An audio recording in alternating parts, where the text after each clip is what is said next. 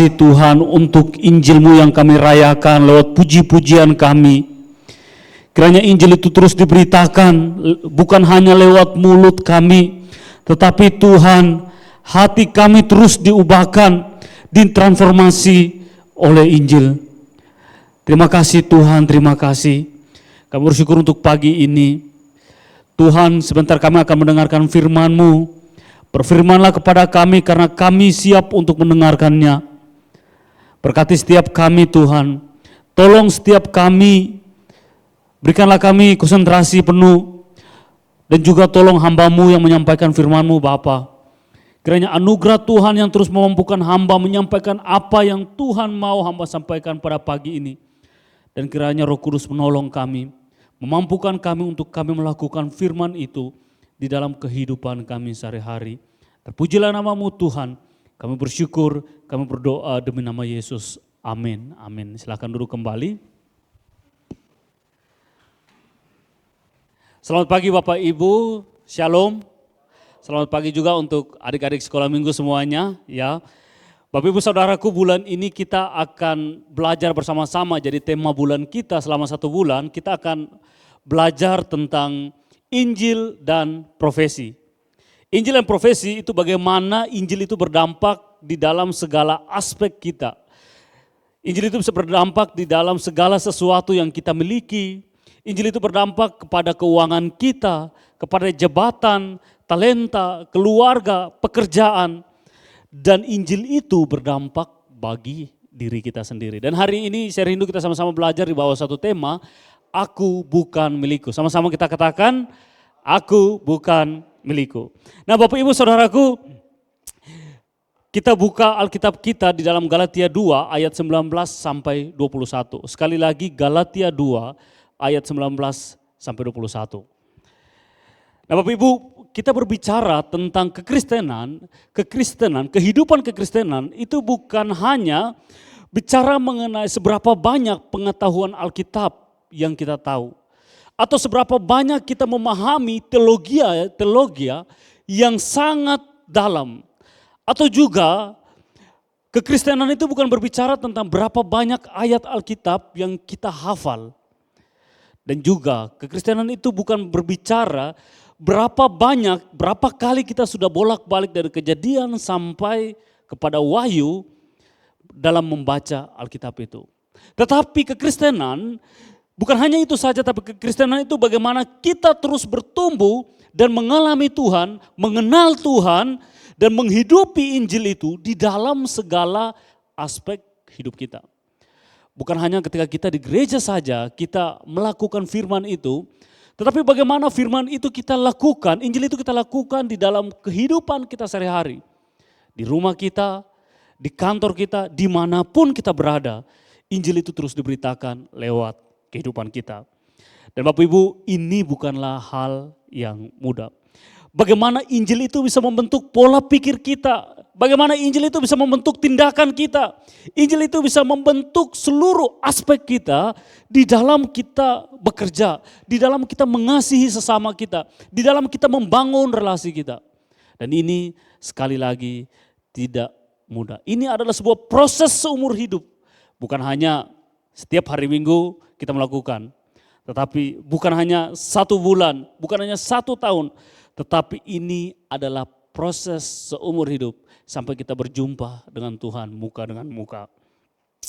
Dan di dalam anugerah Tuhan Bapak Ibu, di dalam proses ini kita terus dimampukan, kita terus ditolong Tuhan untuk bagaimana kita terus menghidupi, kita belajar firman Tuhan, dan kita terus ditolong oleh Roh Kudus untuk terus menghidupi firman ini. Dan dalam proses ini bukan hanya berbicara tentang seberapa banyak kita jatuh, begitu, tetapi bagaimana seberapa banyak kita bangkit di dalam anugerah dan pertolongan Tuhan.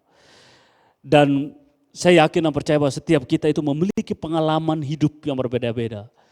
Tetapi Bapak Ibu, yang Kristus mau bukan hanya kita memiliki pengalaman yang berbeda-beda, tapi yang Tuhan mau yaitu kita belajar dari pengalaman itu, pengalaman demi pengalaman yang kita lalui. Di situ kita belajar untuk terus diubahkan oleh Injil Kristus. Jadi Bapak Ibu, seringkali orang biasa berkata, memang saya punya banyak pengalaman.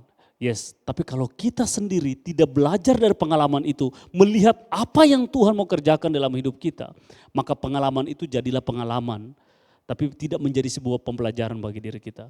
Dan yang Kristus mau, yaitu kita harus belajar dari setiap pengalaman-pengalaman, perjumpaan kita dengan Tuhan. Pengalaman yang mungkin menyakitkan, pengalaman yang mungkin menyenangkan. Dan Kristus mau kita terus diubahkan dan terus bertumbuh di dalam Tuhan. Di setiap pengalaman yang Tuhan izinkan terjadi. Dan hari ini saya rindu kita belajar bersama-sama bagaimana perjalanan iman seorang pelayan Tuhan, yaitu Rasul Paulus, seorang yang dulunya brutal, seorang yang dulunya kejam, seorang yang dulunya pemberontak kepada umat Tuhan, kepada orang Kristen. Tapi ketika dia berjumpa dengan Tuhan, perjumpaan itu mengubah hidupnya menjadi seorang pelayan Tuhan yang dipakai Tuhan secara luar biasa. Dan hari ini Bapak Ibu di dalam Galatia 2 ayat 19 sampai 21. Saya akan bahas nanti di pasal 1 di bagian pasal 1 pasal 2. Tapi saya rindu kita membacakan 3 ayat ini. Kita bersama-sama buka suara kita baca. 1, 2, 3. Sebab aku telah mati oleh hukum Taurat. Supaya aku hidup. Aku telah disalibkan dengan Kristus. Namun aku hidup, tapi bukan lagi aku hidup ya, melainkan Kristus yang hidup di dalam aku. Dan hidupku yang kuhidupi sekarang dalam daging adalah hidup oleh iman dalam anak Allah yang telah mengasihi aku dan menyerahkan dirinya untuk aku.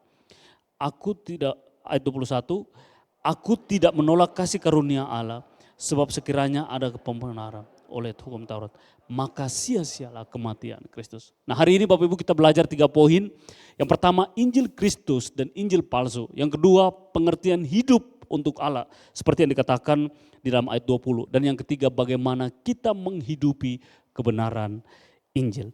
Bapak Ibu Saudaraku, untuk kita masuk di dalam poin pertama. Untuk memahami bagian ini maka kita perlu mengetahui konteks di dalam perikop ini. Jika kita membaca di dalam pasal 1 dan pasal 2, maka kita akan menemukan ada sebuah pemahaman yang keliru tentang Injil Kristus, Injil kasih karunia yang diberitakan oleh rasul-rasul. Jadi, adanya pemahaman bahwa Injil atau pengorbanan Yesus Kristus, penebusan Yesus Kristus itu tidak cukup untuk memperoleh keselamatan. Nah, Bapak Ibu, kita bisa melihat di dalam Galatia, di situ dikatakan begini, aku heran, ini kata Paulus, aku heran bahwa kamu begitu lekas berbalik daripada Yesus Kristus, yang oleh kasih karunia Kristus telah memanggil kamu dan mengikuti suatu Injil lain. Yang sebenarnya bukan Injil, hanya ada orang yang mengacaukan kamu dan yang bermaksud untuk memutarbalikan Injil Kristus. Ternyata ada sebuah masalah yang terjadi, yaitu ada orang yang datang mengajarkan Injil lain, disebut sebagai Injil palsu, yang memutarbalikan kebenaran Kristus, kasih karunia Kristus. Nah, apa itu Injil lain? Oke, sebelum saya masuk kepada Injil lain, saya mau bertanya dulu. Yang dewasa, ya orang tua tenang, saya mau tanya adik-adik nih ya, adik-adik sekolah minggu. Mana yang benar ya dari kedua pilihan ini? Percaya, taat, selamat, atau percaya, selamat, dan taat? Adik-adik, A atau B? Yang A angkat tangan lah. Oke, 1 orang, wah luar biasa nih. Yang kedua, percaya, selamat, dan taat, angkat tangan. Kenapa tidak ada? Oh itu lose di sana ya, tidak boleh ya. Oke, yang lain apa? Yang lain ada jawaban lain mungkin. Apa Muti? A atau B? Masih pikir-pikir. Oke, baik. Nah, Bapak Ibu, kita melihat Injil lain itu yaitu Injil yang menambahkan sesuatu pada karya penebusan yang telah dikerjakan oleh Yesus Kristus. Nah, di sini saya jelaskan. Setelah itu pasti kita sudah mengerti apa Injil lain itu. Artinya begini, ada Injil lain itu dia mengajarkan begini. Untuk mendapatkan keselamatan dari Tuhan Yesus Kristus, kamu tidak cukup hanya percaya kepada Dia. Tetapi kamu harus tambahkan dengan ketaatanmu, kesalehanmu kepada hukum Taurat, dan itu adalah syarat keselamatan. Sekali lagi dia menambah, jadi Injil lain itu dia menambah ketaatan kita, dia menambah kesalehan kita, dia menambah ketaatan kebaikan hati kita sebagai syarat untuk keselamatan. Dan ini yang sedang terjadi di dalam perikop ini. Bahwa ada golongan dari kaum Yudaisme yang sangat menekankan kepada orang-orang Yahudi, bahkan orang-orang non-Yahudi, bahwa kamu percaya kepada Tuhan tidak cukup, kamu tidak akan selamat. Kamu harus melakukan A, B, C, D supaya kamu selamat. Akhirnya hukum itu dibuat sangat rumit, dibuat semakin rumit supaya apa? Supaya semakin rumit mereka semakin berkenan kepada Tuhan. Hukum itu dibuat semakin rumit supaya apa? Supaya mereka itu semakin disayang sama Tuhan. Ini contoh hal makan minum. Bahwa makanan itu semuanya halal. Jadi orang Yahudi itu berkata bahwa ada beberapa makanan yang non halal. Kalau kita semuanya sikat begitu ya, halal gitu. Nah, tapi tidak hanya halal dan tidak halal saja, tapi harus lihat siapa yang buat. Kalau dia bukan orang Yahudi berarti ini adalah makanan yang najis. Belum lagi bahan-bahannya dibeli di mana.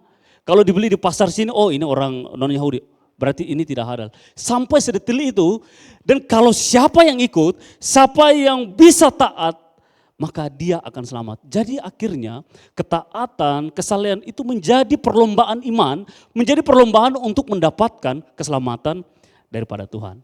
Bisa nangkap ya.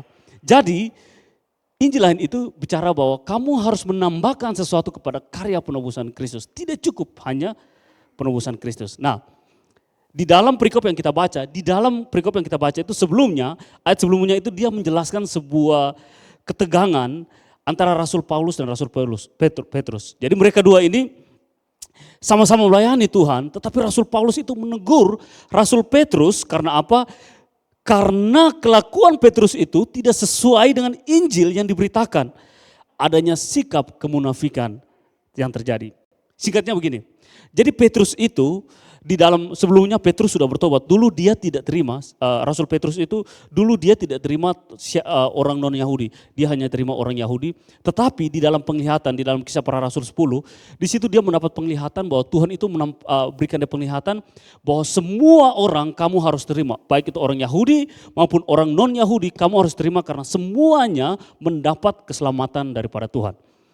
Nah, di dalam ketika Simon Petrus dia sedang makan bersama-sama dengan orang yang non-Yahudi, begitu orang-orang yang tidak bersunat, lalu tiba-tiba di dalam kumpulan makan itu datang beberapa orang yang bersunat. Beberapa orang yang bersunat itu datang, lalu akhirnya Simon Petrus itu melihat teman-teman yang datang, akhirnya dia itu mengundurkan diri dari kumpulan orang-orang yang tidak bersunat ini, orang-orang non-Yahudi. Jadi Simon Petrus mengasingkan dirinya, dia berdiri langsung dia geser dari kumpulan itu. Dan akhirnya ada beberapa orang-orang Kristen yang di tempat itu, mereka juga akhirnya mengikuti apa yang dilakukan oleh Petrus. Mereka mengikuti tindakan yang Petrus lakukan. Nah, melihat hal ini, Rasul Paulus itu marah kepada Simon Petrus dan menegur karena dengan tindakan Simon Petrus itu sepertinya ia menyetujui apa yang sedang dipercayai oleh orang-orang Yahudi. Bahwa orang Yahudi tidak boleh berteman sama orang non-Yahudi. Orang yang bersunat tidak boleh berteman sama orang yang tidak bersunat. Dan akhirnya hal itu membuat sampai Injil menjadi lemah. Firman Tuhan yang diberitakan oleh rasul-rasul itu menjadi lemah karena perbuatan Simon Petrus tidak mau berkumpul atau mengasingkan dirinya dari kumpulan itu. Mungkin bagi kita saat ini kita berpikir, itu biasa saja gitu ya. Kan enggak apa-apa lah kalau saya sudah kenyang begitu ya, apalagi makanannya kurang enak ya, enggak apa-apa saya pinggir saja gitu. Tetapi bagi orang Yahudi saat itu, ini mereka orang Yahudi yang sangat-sangat menuntut atau menjunjung tinggi aturan hukum Taurat, mereka itu pasti akan merasa bangga karena apa? Dengan perbuatan Simon Petrus, Simon Petrus itu sedang memberikan sebuah afirmasi kepada dia bahwa dia itu akan dikuatkan, dia diteguhkan lewat apa yang mereka percayai itu diteguhkan lewat perbuatan Petrus. Jadi tindakan yang Petrus lakukan itu sepertinya menyetujui tentang apa yang dipercayai oleh orang-orang Yahudi. Sehingga Rasul Paulus itu sangat marah karena dengan demikian Injil Kristus itu akan menjadi lemah dan tidak dan sulit untuk diberitakan karena perbuatan Injil ini. Bapak Ibu Saudaraku, dan di sini kita bisa melihat, setelah melihat kondisi seperti itu, Rasul Paulus itu memulai dengan sebuah kalimat yang cukup bagus. Di dalam ayat yang kita sudah baca, ayat sebelumnya, di dalam ayat 19 dikatakan begini. Kita ini dibenarkan karena iman, bukan karena melakukan hukum Taurat. Paulus ingin menegaskan begini, tidak ada seorang pun yang diselamatkan atau tidak ada seorang pun yang dibenarkan oleh karena dia melakukan hukum Taurat, oleh karena dia itu melakukan setiap kesalehan taat kepada hukum-hukum yang sudah disampaikan kepada mereka. Tidak, tetapi Paulus bilang kamu diselamatkan karena iman percayamu kepada Yesus Kristus. Kamu diselamatkan oleh Yesus Kristus melalui iman yang diberikan oleh Yesus Kristus. Jadi apa tugasnya hukum Taurat? Apa fungsi dari hukum Taurat? Hukum Taurat itu menunjukkan bahwa kita itu menunjukkan akan keberdosaan kita. Hukum Taurat itu seperti cermin yang menampilkan seluruh kebobrokan kita, seluruh kelemahan kita, seluruh dosa-dosa kita. Tetapi hukum Taurat itu tidak menyelamatkan kita. Dan hanya melalui iman kepada Kristus kita dibenarkan, dan itu adalah kasih karunia Tuhan. Di sini kita bisa melihat bahwa ada perbedaan. Jadi kalau saya kasih seperti ini maka yang benar yaitu B. Saya jelaskan. Kalau orang Yahudi mereka percaya harus ditambah dengan ketaatan mereka baru mereka selamat. Jadi keselamatan itu bukan sekedar hanya anugerah Tuhan, tetapi harus ada perbuatan baik yang menopang sehingga selamat itu mereka dapat. Tapi Injil Kristus yaitu kamu percaya, kamu diselamatkan, lalu kamu boleh taat, kamu menjadi taat. Artinya apa? Keselamatan adalah anugerah Tuhan, ketaatan kita adalah ekspresi atau respon dari keselamatan yang kita terima. Nah mungkin sampai di sini ada yang berkata, tidak apa-apa lah ya. Yang penting saya percaya Tuhan sudah cukup gitu ya. Tidak perlu lagi pusing-pusing seperti itu. Yang penting saya percaya Tuhan, oke, stop sampai di situ. Tapi Bapak Ibu kalau kita mengubah urutan, kita itu tidak ada bedanya dengan agama lain. Bahwa agama lain itu berkata bahwa kita taat, pasti kita selamat. Di dalam kekristenan kita sudah diselamatkan sehingga kita dimampukan untuk taat. Agama lain itu berusaha dengan kekuatan sendiri, dengan ketaatan mereka supaya mereka itu mendapatkan keselamatan daripada Tuhan. Kekristenan, keselamatan kita didapatkan di dalam Yesus Kristus sehingga ketaatan kita adalah buah dari keselamatan yang kita peroleh. Bisa nangkap sampai di sini. Jadi Bapak Ibu, mungkin ada juga yang berkata, bagaimana ya ayat di dalam Filipi 2 ayat 12, kerjakanlah keselamatanmu gitu. Ini saya kasih tunjuk di dalam terjemahan firman Allah yang hidup. Ini dikatakan begini, saudara harus lebih banyak berusaha untuk mengerjakan hal-hal yang baik sebagai buah-buah keselamatan, bukan syarat. Jadi Bapak Ibu, di sini kita bisa melihat bahwa begini, ayat ini bukan berarti bahwa kita itu harus berjuang, kita harus berusaha untuk mendapatkan keselamatan, tetapi Paulus itu ingin menegaskan bahwa kamu sudah diselamatkan, buah dari keselamatan itu kamu harus taat sebagai ekspresi kasihmu kepada Tuhan. Bapak Ibu, setelah kita melihat seperti ini, kita akhirnya bisa melihat bahwa ada dua ketegangan yang terjadi di sini. Orang-orang legalistik itu akan berkata bahwa kita harus semakin taat supaya kita semakin dikasihi Tuhan. Kita harus semakin taat supaya kita diberkati Tuhan. Kita harus semakin taat supaya Tuhan itu menyelamatkan kita. Tetapi ada yang kedua, ketegangan yang kedua yaitu ini. Orang-orang antinomian, legalistik antinomian. Antinomian itu berpikir begini, oke, kalau saya sudah taat, kalau saya sudah diselamatkan oleh Tuhan, berarti saya bebas melakukan segala sesuatu. Ya, selesai melakukan pengakuan dosa, Tuhan tebus, selesai itu berbuat dosa lagi. Nah ini orang-orang yang antinomian, anti hukum. Nah seringkali kita terjebak seperti itu. Aduh saya harus pergi ke gereja nih supaya saya diberkati Tuhan. Tapi setelah itu di dalam kehidupan sehari-hari, enggak apa-apa lah, tipu-tipu sedikit lah, cincai lah ya, enggak apa-apa, santai saja, nanti pengakuan dosa di hadapan Tuhan begitu ya. Kita itu selalu di dalam dua ketegangan ini, dan itu selalu terjadi dalam diri kita.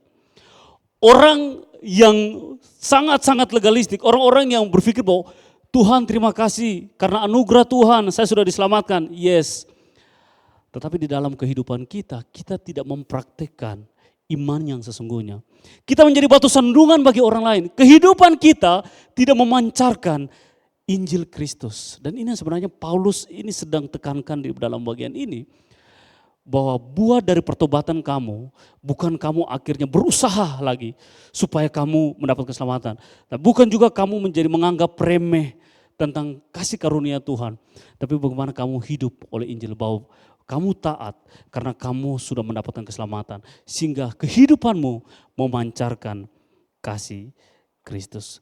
Maka setelah itu Paulus menyampaikan kebenaran ini, Paulus melanjutkan dengan sebuah ungkapan yang sangat menarik dalam ayat 19 yang kita sudah baca bersama. Dikatakan bahwa sebab aku telah mati oleh hukum Taurat, untuk hukum Taurat, supaya aku hidup untuk Allah. Aku telah disalibkan dengan Kristus. Ini adalah poin kedua kita tentang aku hidup untuk Allah, hidup kita untuk Allah. Tapi kalau kita melihat perjalanan iman Paulus, Rasul Paulus itu adalah seorang yang sangat kejam. Rasul Paulus itu adalah seorang penganiaya orang Kristen. Kehidupannya sangat-sangat berantakan. Tetapi dikatakan bahwa apa yang menjadi kebanggaanku yang dulu, apa yang menjadi prestasiku yang dulu, apa yang kuagung-agungkan yang dulu, setelah saya mengenal Kristus, itu saya anggap rugi, itu sebagai sampah. Paulus ingin berkata kepada kita bahwa, dulu saya itu lebih baik dari orang-orang Yahudi. Dulu saya adalah orang-orang yang tak bercacat di dalam melakukan hukum Taurat. Di dalam melakukan segala aturan. Di dalam kesalehan saya kepada Allah. Di dalam ketaatan saya kepada Allah. Di dalam pemberianku kepada Allah. Di dalam mempelajari firman Tuhan. Saya lebih dari semua orang. Tetapi ketika dia mengenal Kristus, dikatakan di dalam Filipi 3 ayat 7, tetapi apa yang dahulu merupakan keuntungan bagiku, sekarang ku anggap rugi karena Kristus. Bapak Ibu Saudaraku yang dikasihi Tuhan, ini juga yang menjadi bagian kita, bahwa di dalam kehidupan kita, apa yang menjadi dasar untuk kita menjalani hidup ini. Akhirnya kita bisa melihat bahwa lalu jika ketaatan, jika kesalehan saya, jika perbuatan baik saya itu hanyalah ekspresi kepada Tuhan, lalu apa pengertian hidup bagi Allah? Apa yang dimaksudkan di dalam perikop ini tentang hidup bagi Allah? Bapak Ibu, Paulus itu memberikan sebuah definisi yang sangat baik tentang perbedaan antara hidup untuk Allah versi orang-orang yang sangat menjunjung tinggi aturan dan orang-orang yang sudah hidup di dalam Kristus. Apa artinya hidup untuk Allah? Yang dikatakan hidup bagi Allah yaitu bukan tentang apa yang harus kita lakukan supaya membuat Allah terkesan dengan kebaikan kita. Melainkan mengakui dan mensyukuri kebaikan-kebaikan Allah bagi kita. Sekali lagi kita baca bersama-sama 1, 2, 3. Hidup bagi Allah bukan tentang apa yang harus kita lakukan supaya membuat Allah terkesan dengan kebaikan kita. Melainkan mengakui dan mensyukuri kebaikan-kebaikan Allah bagi kita. Apa maksudnya? Lalu perbuatan baik saya ini untuk apa? Lalu kesalehan saya, lalu apapun yang saya lakukan ini untuk apa? Begitu. Bapak Ibu, saudaraku, saya memberikan sebuah contoh untuk menjelaskan bagian ini, hidup bagi Allah.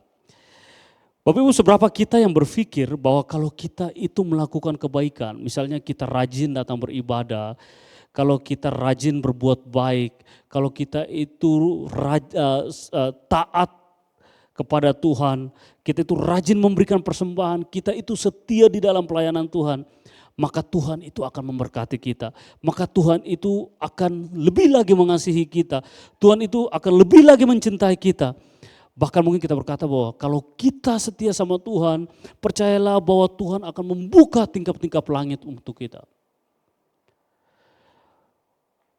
Kesannya sepertinya baik, begitu. Kedengarannya, ya benar. Kalau saya setia sama Tuhan, pasti Tuhan berkati. Tapi sebenarnya kita itu sedang merendahkan kasih Tuhan yang begitu besar bagi kita.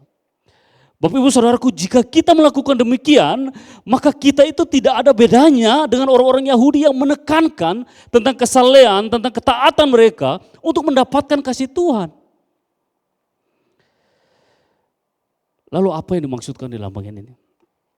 Bapak Ibu, kita itu harus menyadari perbuatan baik, apapun yang kita lakukan itu sebenarnya tidak bermasalah, tetapi yang bermasalah yaitu apa motivasi hati kita di balik semua hal yang kita lakukan. Ini sangat-sangat penting karena kita itu bisa menipu diri kita itu bisa menipu di luar, tapi hati kita itu penuh dengan perjuangan. Hati kita penuh dengan kelicikan, hati kita penuh dengan hal-hal yang tidak baik, yang selalu mengarahkan kita untuk selalu melakukan dosa dan dosa. Karena itu kita harus menyadari bahwa sebenarnya kebaikan kita, kesalehan kita, motivasi kita di dalam ibadah, motivasi kita di dalam setia dalam pekerjaan Tuhan, motivasi kita di dalam melayani Tuhan, bukan untuk mendapatkan kebaikan atau kasih Tuhan, tetapi karena kita sudah mendapatkan yang terbaik dari Tuhan, sehingga semua yang kita lakukan hanyalah respon kita atas kebaikan Tuhan. Semua yang kita lakukan adalah sebuah tindakan syukur kita kepada apa yang sudah Kristus kerjakan bagi kita. Karena itu saya sangat setuju dengan Pak Yakob Trihandoko. Dia katakan bahwa kesalehan kita itu kesalehan yang tidak didasari pada anugerah Tuhan hanyalah sebuah kesalahan di mata Tuhan. Bapak Ibu, tanpa didorong oleh kesadaran dan pengakuan atas anugerah Tuhan, atas kebaikan Tuhan bagi kita, maka semua kebaikan kita itu hanyalah akan justru melukai hati Tuhan. Karena kita bermain-main dengan Tuhan, kita berpikir, kita menganggap Tuhan itu bukanlah tujuan akhir kita. Kita memakai Tuhan itu sebagai sarana kita untuk mendapatkan hal-hal yang kita inginkan. Dan ini sangat-sangatlah keliru dalam bagian ini. Inilah hidup untuk Allah, yaitu hidup yang berpusat kepada Kristus, kepada Injil Kristus, dan bukan tentang performa kita, bukan tentang siapa kita, tetapi siapa Tuhan, bukan tentang kebenaran kita, tetapi tentang kebenaran Tuhan yang hidup di dalam kita.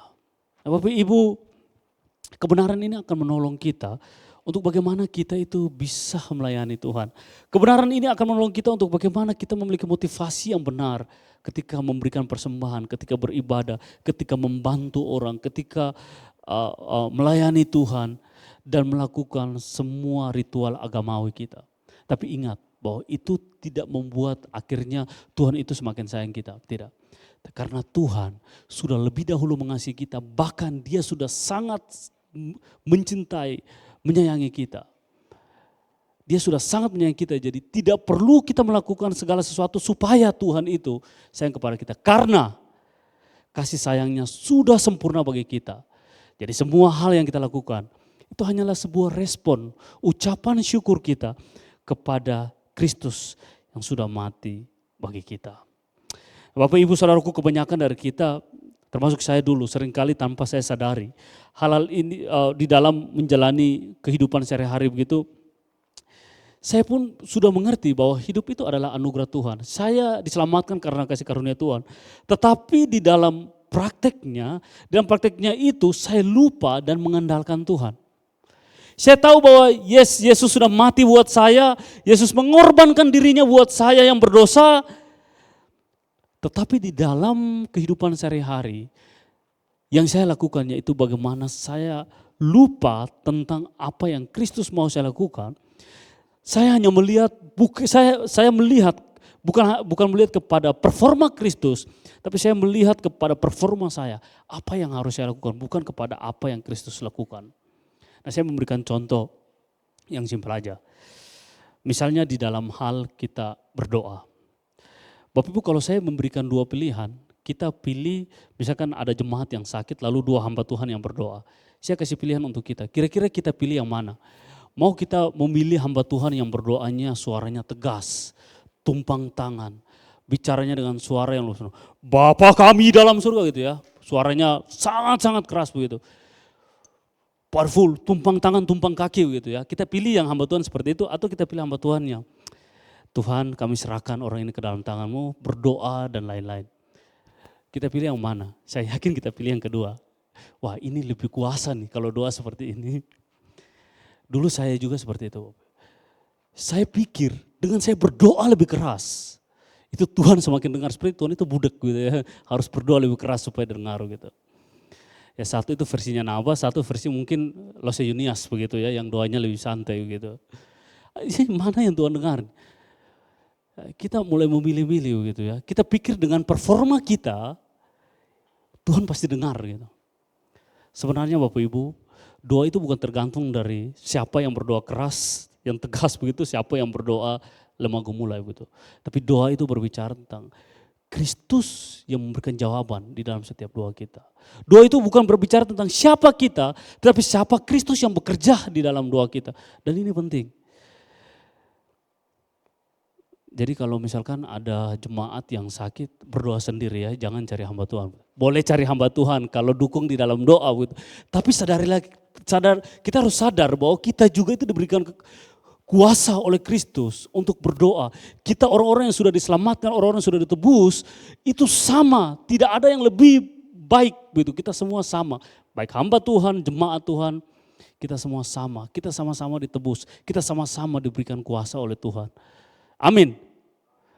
Amin, berarti saya sudah dengar amin-amin ini, nanti saya harus tanya Bu Suci siapa yang masih telepon. Oh tidak ya? Tidak apa-apa Pak. Bapak Ibu, kita boleh minta dukungan doa, tetapi kita harus sadar diri bahwa kita juga itu diberikan kuasa untuk berdoa. Ya. Nah, ada satu contoh lagi. Satu kali, ini kisah nyata begitu ya, tentang hal doa juga. Bapak Ibu kalau pergi di tempat saya di Alor itu doanya panjang. Ya. Itu doa makan itu sangat-sangat panjang. Siapa yang pernah pergi di Alor? Tadi pagi ada Pak Andi Gotip, jadi dia tahu dan dia tertawanya sangat ngakak begitu ya, karena dia tahu banget. Gitu. Di Alor tempat saya itu doanya panjang banget dan temponya itu dikasih lembut begitu ya. Bapa kami di surga, kami bersyukur untuk makan dan lain-lain gitu. Nah, singkat cerita, satu kali ada seorang hamba Tuhan yang sudah pelayanan di sana, lalu dia studi di Jeffrey di Makassar, studi hamba Tuhan, lalu balik ke sana melayani. Lalu dalam doanya itu singkat, padat dan jelas gitu ya. Dia doanya singkat banget. Lalu ada satu hamba Tuhan senior berkata sama dia, "Wah, kamu setelah pergi belajar teologi ya, kok doamu semakin pendek ya? Ini doamu ini tidak berkuasa nih. Ulang-ulang, kita berdoa ulang ya." Jadi doa makan itu diulangi sama hamba Tuhan yang senior. Katanya doanya itu tidak berkuasa karena singkat begitu. Mungkin kita sering gitu juga, kayaknya Pak David doanya pendek nih ya. Kita cari yang Kristen saja doanya panjang supaya lebih berkuasa. Tidak. Doa itu bukan tergantung dari kita. Doa itu tergantung kepada kedaulatan dan kasih Tuhan semata. Ya. Bapak Ibu, ini yang akan menolong kita untuk kita itu bisa menjalani kehidupan kita. Di dalam kita membangun relasi kita. Bukan hanya dengan Tuhan tetapi membangun relasi kita dengan sesama. Tapi bukan hanya bicara tentang hal berdoa Bapak Ibu. Masih banyak lagi hal-hal lain yang biasanya kita keliru. Tentang kesetiaan kita kepada Tuhan. Tentang ketaatan kita kepada Tuhan. Tentang hal-hal yang kita terus lakukan setiap hari, kita berpikir bahwa dengan kita melakukan begitu, kita akan terus mendapatkan hal-hal yang lebih-lebih lagi, kasih Tuhan yang lebih-lebih lagi daripada kita. Tapi kita harus sadar bahwa kita sudah mendapatkan semua yang terbaik dari Tuhan. Tinggal bagaimana respon kita, yaitu kita terus mengoreksi hati kita. Melalui firman Tuhan, kita terus dikoreksi. Dan firman itu terus mentransformasi hidup kita hari demi hari. Nah, kita lanjut kepada bagian yang terakhir, yaitu di dalam ayatnya yang ke-20 ini dikatakan begini. Rasul Paulus katakan bahwa sekarang aku hidup itu bukan tentang aku lagi, tetapi tentang Kristus yang hidup di dalam aku. Dan ini yang menjadi tema kita pada hari ini. Bahwa hidup kita bukan tentang kita, tetapi tentang Kristus yang hidup di dalam aku. Dan inilah kuncinya bahwa hidup oleh iman di dalam anak Allah yang telah mengasihi kita dan menyerahkan dirinya bagi kita. Bapak Ibu Saudaraku, sekali lagi bahwa hidup di dalam iman, hidup yang kita hidupi adalah hidup yang berpusatkan kepada karya salib Kristus. Bukan kepada pencapaian kita, bukan kepada prestasi kita, bukan kepada segala hal yang kita lakukan. Semua itu kita lakukan hanya sebuah ekspresi dari apa yang Tuhan sudah berikan bagi kita. Tentang kasih Tuhan bagi kita. Karena itu Bapak Ibu, dasar kekristenan kita itu adalah hidup oleh iman di dalam anak Allah yang telah mengasihi kita dan menyerahkan dirinya untuk kita. Nah, pertanyaannya untuk kita Bapak Ibu, bagaimana kita bisa menghidupi kebenaran firman Tuhan ini? Bagaimana kita bisa menghidupi kebenaran firman Tuhan ini? Di dalam ayat 21 dikatakan, aku tidak menolak kasih karunia Allah. Sebab sekiranya ada kebenaran oleh hukum Taurat, maka sia-sialah kematian Kristus. Bapak Ibu Saudaraku, kita bisa menghidupi kebenaran firman Tuhan semata-mata karena kasih karunia Allah. Kasih karunia Allah itu bukan hanya menyelamatkan kita, tetapi kasih karunia Allah itu menopang kita, Dia menghidupkan kita, Dia mengubahkan kita dan terus-menerus memberikan kekuatan untuk kita bisa menjalani kehidupan kita sehari-hari. Jadi bukan hanya keselamatan yang Tuhan kerjakan, tapi kasih karunia Allah itu menopang kita untuk terus bertumbuh, menopang kita di dalam kita menjalani kehidupan kita sehari-hari. Kasih karunia Allah yang sama itu, ini juga yang mengubahkan seorang Paulus, seorang pendosa menjadi seorang pelayan Kristus. Kasih karunia Allah inilah yang mengubah Paulus yang dahulunya hidupnya untuk hukum Taurat, mencari perkenanan dengan segala tindakannya, ketaatannya, kesalehannya dengan mentaati hukum Taurat. Tapi ketika dia mengenal kasih karunia Allah itu menolong dia untuk hidup bagi Kristus. Kasih karunia Allah yang sama juga itulah yang mengubah Paulus, bukan hanya tindakan dan perilakunya, tetapi mengubah hidupnya. Seorang yang pemberontak menjadi seorang yang pengasih. Dan ini nampak dari pelayanan Paulus. Ketika Paulus, teman-teman rasul-rasulnya itu menyimpang dari ajaran Injil, Paulus menegur dengan keras dan mengarahkan mereka kepada Injil Kristus. Mengapa demikian? Kenapa Paulus begitu tegas? Kenapa Paulus begitu tegas di dalam firman Tuhan? Karena Paulus sudah mengalami kasih karunia Allah yang begitu besar di dalam hidupnya. Bapak Ibu Saudaraku, kalau kita baca di dalam ayat-ayat sebelumnya, di dalam pasal 1, dalam ayat 1-4, di situ kita bisa melihat ada sebuah kalimat yang sangat baik di dalam pasal 3 dan 4 itu dikatakan begini.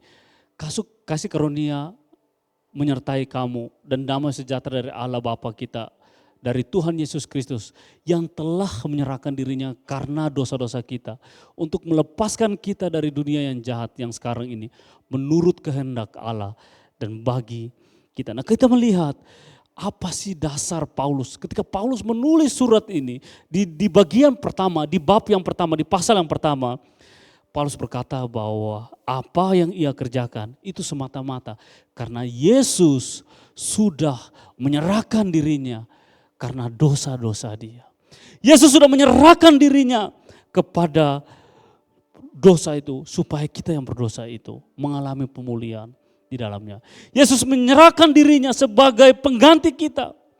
Semua dosa dan pelanggaran kita itu ditanggung di dalam Yesus Kristus. Harusnya kita yang disalibkan.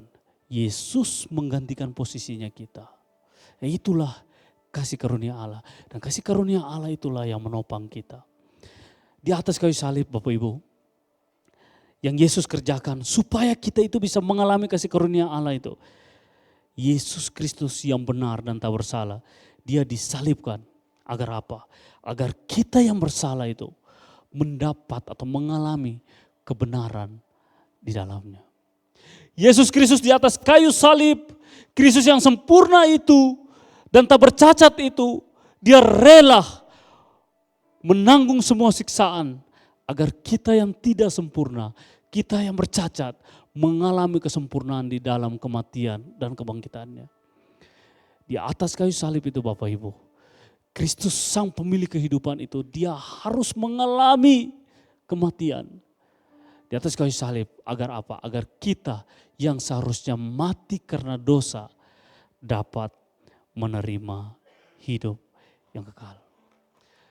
Inilah kasih karunia yang sedang diajarkan, yang sedang diberitakan oleh Rasul Paulus kepada setiap kita. Bagaimana aplikasinya dalam kehidupan kita sehari-hari? Bapak Ibu, melalui pengorbanan Kristus di atas kayu salib ini, kita yang dahulu mungkin hidup untuk diri kita sendiri. Kita yang dahulu menaruh kekuatan kita kepada diri kita sendiri. Kita yang dahulu mungkin melakukan segala hal supaya kita diterima Tuhan. Nah sekarang hidup kita itu bukan tentang kita lagi. Seperti Paulus katakan bahwa hidupku bukan tentang aku lagi, tapi tentang Kristus yang hidup di dalam aku. Seperti Kristus yang peduli kepada orang lain. Seperti Kristus yang mengasihi orang lain. Kita juga melalui pengorbanan Kristus kita dimampukan untuk peduli dan mengasihi orang lain. Kita yang dahulu hidup di dalam tuntutan agama. Kita yang dulu terus menerus melakukan tuntutan agama, harus hidup saleh, harus hidup taat, dan harus melakukan setiap hukum yang diajarkan. Kita hidup penuh dengan tuntutan, penuh dengan ketakutan. Kalau kita tidak melakukan A, kita akan dihukum Tuhan. Kalau kita tidak setia sama Tuhan, nanti Tuhan menutup berkat kita. Kalau kita tidak memberi kepada Tuhan, nanti usaha kita jadi bangkrut. Melalui pengorbanan Kristus, kita bisa menikmati segala kepenuhan di dalam. Hidup kita tidak menjadi takut lagi. Tapi kita melihat betapa besar kasih Tuhan yang sudah melakukan untuk kita semua. Sehingga ketika saya datang kepada Tuhan, saya tidak sedang di dalam sebuah ketakutan. Tapi dengan ucapan syukur, dengan sebuah hati yang lahir dari kasih saya kepada Tuhan yang sempurna. Mungkin dulu Bapak Ibu, kita yang dulu hidup di dalam performa diri kita sendiri, kita ingin mencari pengakuan dari orang lain. Kita mencari pengakuan di dalam perbuatan baik kita supaya kita dikatakan orang baik. Kita setia di dalam pelayanan supaya kita dilihat aktif dan patut menjadi diaken mungkin, pelayan Tuhan mungkin, menjadi pengurus share mungkin. Atau kita yang mencari pengakuan melalui pelayanan kita. Pelayanan menjadi ajang performa kita supaya kita bisa diterima. Supaya kita itu dilihat bahwa kamu itu orang yang luar biasa karena melayani Tuhan. Kita mencari segala penerimaan dari orang supaya kita diakui, supaya kita dibanggakan.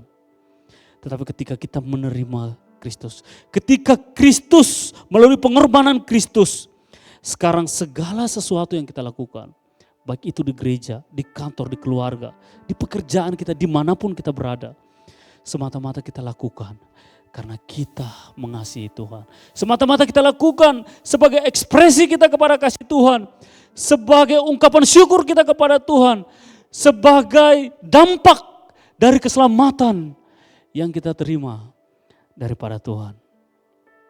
Mungkin kita yang dulu menaruh identitas diri kita kepada pencapaian kita. Wah, kalau ini anak-anak muda, kalau saya mendapat nilai yang tidak baik di sekolah ini, saya akan dipermalukan. Saya harus tuntut diriku untuk mencapai prestasi saya. Kita menaruh keberhargaan diri kita di dalam prestasi kita. Kita menaruh pencapaian kita kepada berapa banyak duit yang kita bisa dapat. Sehingga itu menjadi identitas kita, itu menjadi kekuatan kita, itu menjadi sukacita kita di dalam Tuhan. Tetapi ketika kita sudah hidup bagi Tuhan, kita hidup bukan tentang diri kita, apa yang kita mencari dan kita mendapatkan dan menjadi sumber sukacita kita. Tetapi tentang mempercayai Kristus yang hidup bagi kita dan melalui kita dan di dalam kita. Bapak Ibu Saudaraku, pertanyaan refleksi untuk setiap kita. Coba sama-sama kita renungkan, di mana kita menaruh identitas kita. Apakah selama ini kita menaruh dalam performa Kristus atau di dalam performa kita? Coba kita renungkan, apakah selama ini kasih karunia Allah melalui pengorbanan Yesus Kristus sudah cukup bagi kita, atau kita perlu tambahkan dengan sesuatu di luar Kristus? Jika selama ini Bapak Ibu kita masih memiliki motivasi yang salah di dalam memaknai kasih dan kebaikan Tuhan, maka kita perlu bertobat. Kita perlu datang kepada Tuhan. Dan hari ini Tuhan merindukan hati kita yang terus diubahkan. Dan hari ini panggilan itu Tuhan memanggil kita datang, dan Tuhan mau kita terus diubahkan oleh Tuhan. Bapak Ibu Saudaraku, hari ini apapun yang sedang kita alami, situasi, pergumulan yang kita alami, lihatlah bahwa ketika kita di dalam Kristus, Kristus yang memegang tangan kita. Dia yang memegang tangan kita, sehingga kita jatuh, kita tidak sampai tergeletak, tapi ada tangan Tuhan yang menopang kita, memberikan kekuatan kita untuk melewati kita. Pertanyaannya, maukah kita sungguh-sungguh mempercayai Kristus di dalam kehidupan kita, menaruh seluruh pengharapan kita di dalam Yesus Kristus yang sudah sangat baik bagi setiap kita. Mari kita berdoa. Bapa di dalam surga, hamba terbatas di dalam menyampaikan. Roh Kudus menolong setiap kami. Seringkali kami gagal Tuhan, kami pikir dengan performa kami, dengan apa yang kami lakukan, itu membuat Tuhan itu semakin sayang kepada kami. Kami seringkali terjebak di dalam sebuah pandangan yang keliru tentang kasih Tuhan yang begitu besar bagi kami. Dan hari ini kami diingatkan bahwa kehidupan kami hidup bagi Tuhan. Bukan seberapa banyak kami melakukan ritual-ritual agamawi kami. Bukan seberapa banyak kami melakukan perbuatan baik. Bukan seberapa banyak kami taat. Tapi bagaimana kami melihat salib Kristus. Melihat anugerah Tuhan yang sudah begitu besar bagi kami. Dan itu yang menolong kami untuk melakukannya. Bapa, tolonglah kami ketika kami memahami kasih karunia Allah, Injil Kristus ini. Kami tidak menjadi orang-orang yang anti kepada hukum. Kami tidak menjadi orang-orang yang akhirnya menganggap remeh anugerah Tuhan dengan hidup semaunya. Dengan hidup sesuka hati kami. Terserah apa yang kami mau lakukan. Terserah melakukan dosa apapun itu. Dengan anggapan bahwa Tuhan tetap sayang kami. Mungkin kami jatuh di dalam pandangan seperti itu. Tuhan, tolonglah kami untuk kami kembali kepada Injil kasih karunia Allah. Untuk kami menghargai pengorbanan Kristus dengan meresponi, bersyukur kepada kebaikan-kebaikan Tuhan lewat tindakan kami nyata bagi sekitar kami. Terima kasih Tuhan, terpujilah nama-Mu. Materikanlah firman ini dalam kehidupan kami. Kami berdoa hanya di dalam nama Yesus. Amin.